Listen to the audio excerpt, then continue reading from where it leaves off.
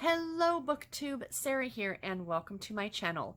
Today I'm coming to you with my November 2019 wrap-up and stats. So I did not get a October wrap-up and stats done for you guys last month, and I do apologize for that, but here I am with November. Last month, the very beginning of November was a bit of a busy month for me, but here we are.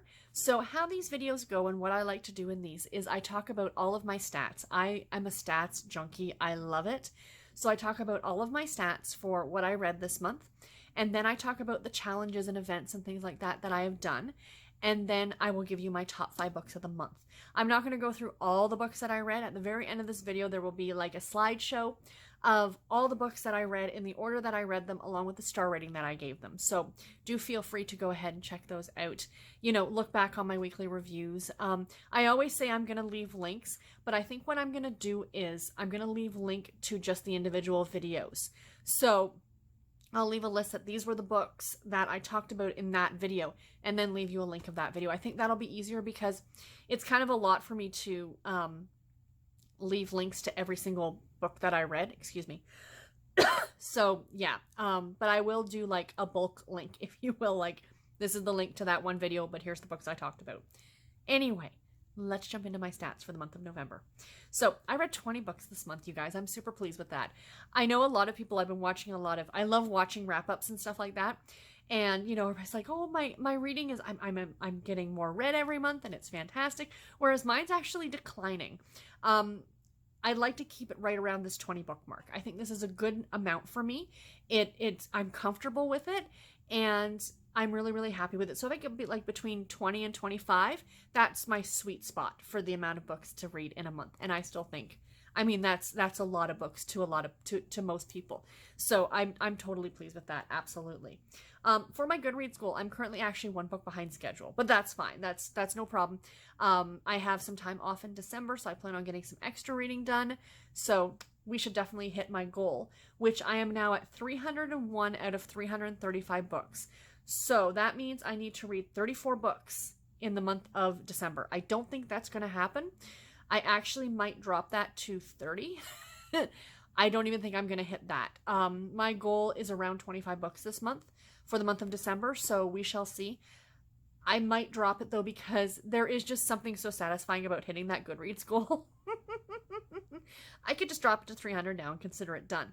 But no, I think I might drop it down to like maybe even like, if I go to 225 or 325, I should definitely hit it with the books that I have. So maybe I'll do that. I'll do that after I'm done filming this video. Sorry guys, I'm just thinking out loud here. Into my star ratings for the month. I read 1 3-star book. I read 8 3.5-star books, 8 4-star books, 2 4.5-star books, and 1 5-star read this month. Yay.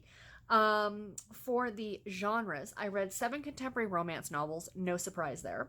3 inspirational romantic suspense. I was actually surprised by that. I'm like, wow, I read a lot of those in this last month. I read 3 nonfiction history books. Yes, because of course it was Nonfiction November. I'll talk about that in a little bit. I read 2 Amish romances this month. I'm like, what's going on?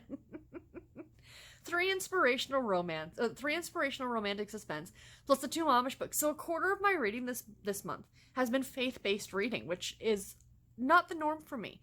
And that's okay because I've enjoyed them. I read 2 historical romance novels, 1 nonfiction memoir, 1 romantic suspense, and a thriller.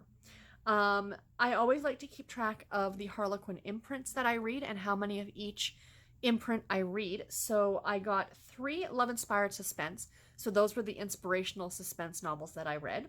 And then I read 1 of each from from the rest of these imprints, which was a desire, a heartwarming, a romance, a romantic suspense, and a Harlequin special edition. All 20 of the books that I read this month were geared towards an adult audience. I read 4 books published between 2010 and 2018. Guys, this stat blew me away.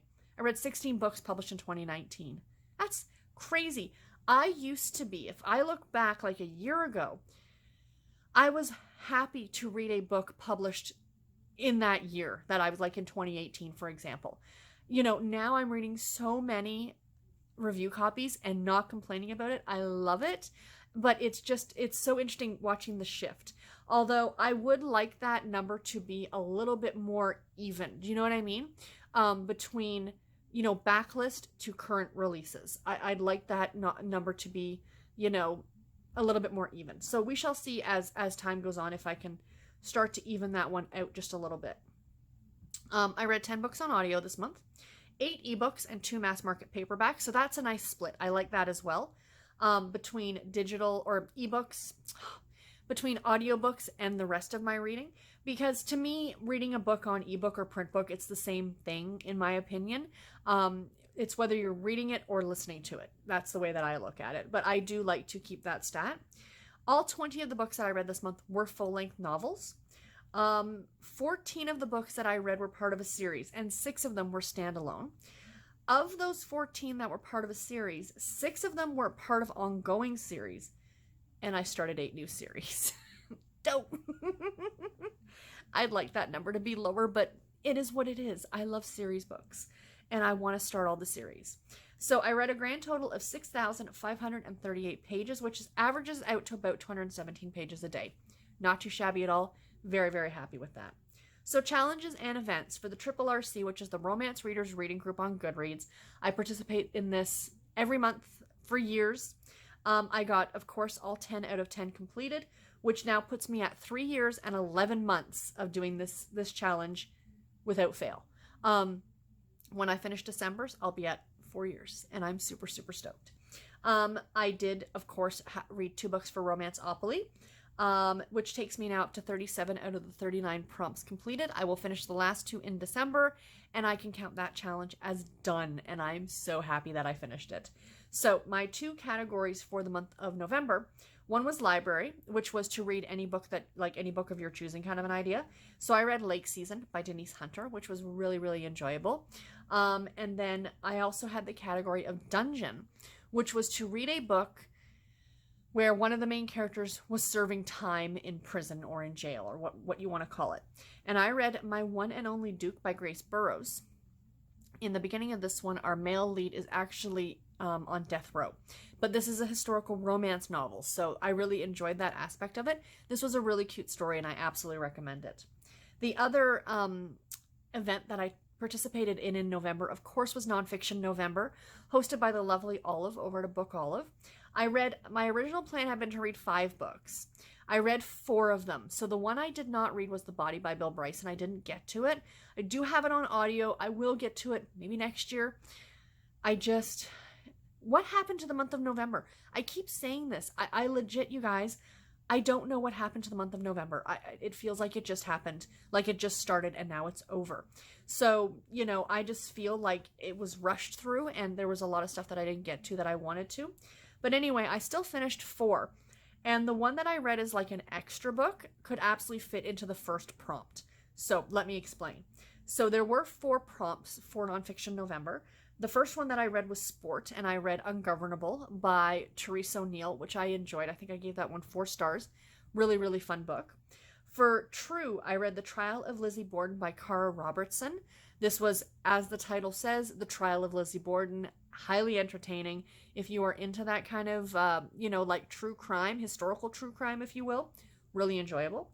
For Voice, I read Furiously Happy by the great Jenny Lawson. Loved this one. This is a favorite book of mine. It was a reread. Absolutely enjoyable. And what I call the extra book, but could absolutely be used in the design category, which was the first prompt, was Empty Mansions by Bill Dedman. This was the story about a woman who had all this family money and how she spent it and how she had all this property and houses.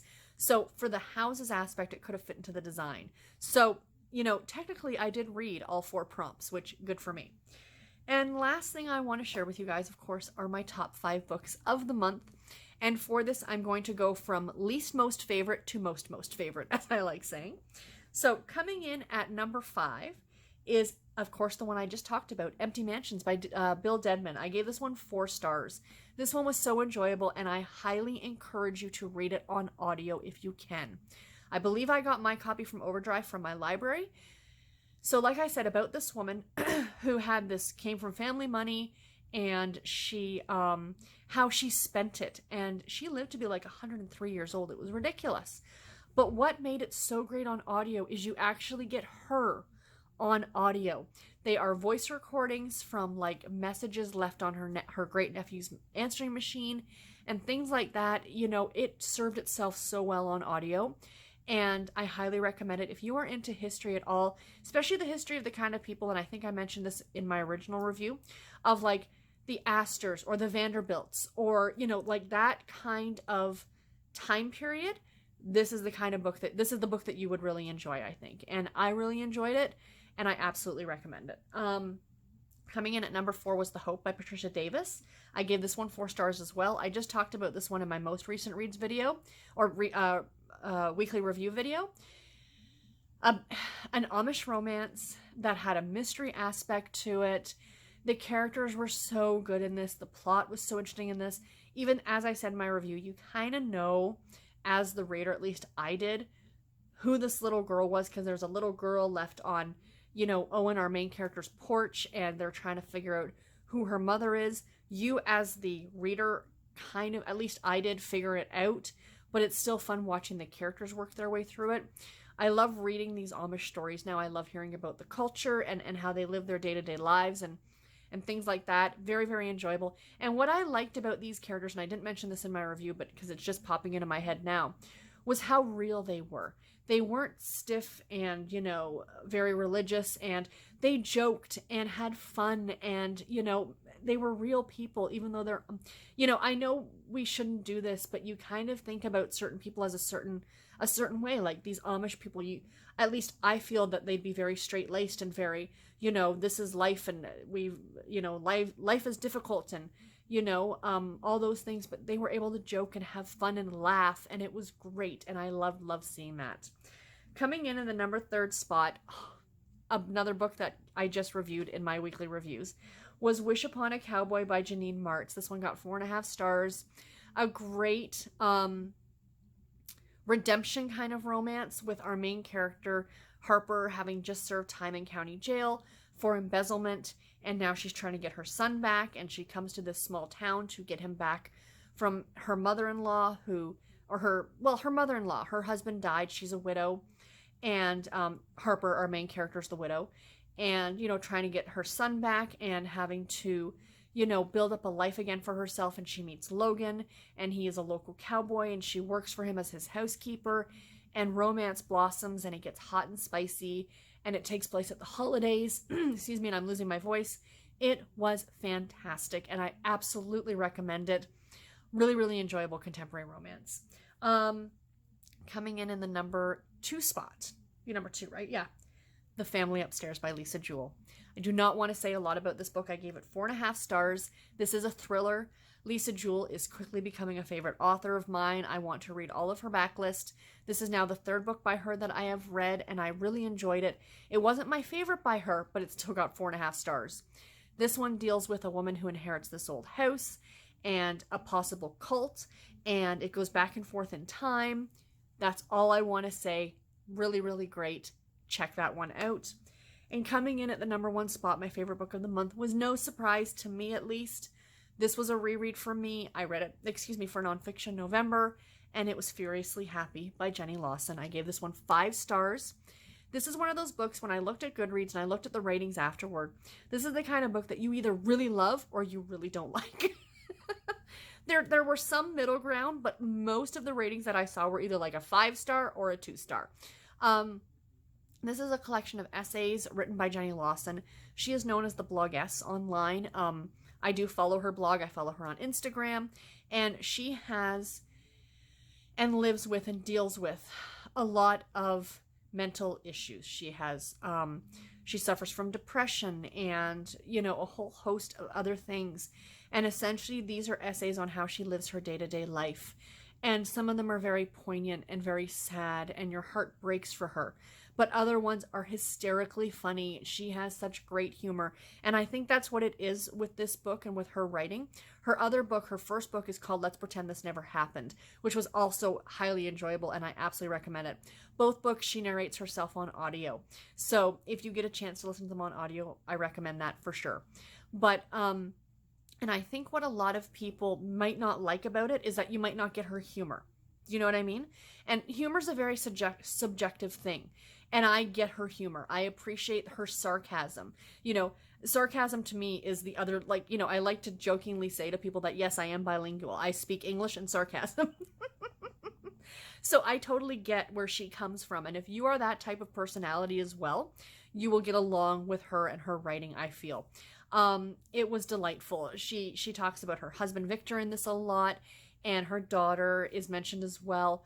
But really, really great. But like I said, the right mix of laugh out loud funny to really getting to know a bit more about a person dealing with the kind of mental issues that she deals with and how she deals with them on her day-to-day when she's suffering through horrible depression and cannot even get out of bed, and what it's like, and it's heartbreaking and so good. And I read this one for Voice, so almost like the voice of someone suffering from these issues to raise awareness in a way, because I feel I understand after reading this, even though I loved it and thought it was really, really funny. I came away with a better understanding of someone who suffers from these kind of issues. So yeah, so those were my top 5 books of the month. So anyway, guys, I do hope that you enjoyed this video. Please let me know in the comments below. Did you read any of the books that I mentioned in here at all? What did you think about them? Or what was your favorite book that you read in the month of November? Because I'd love to know that too. And until my next video, everybody, take care and happy reading. Thank you all so much for watching. Bye, guys.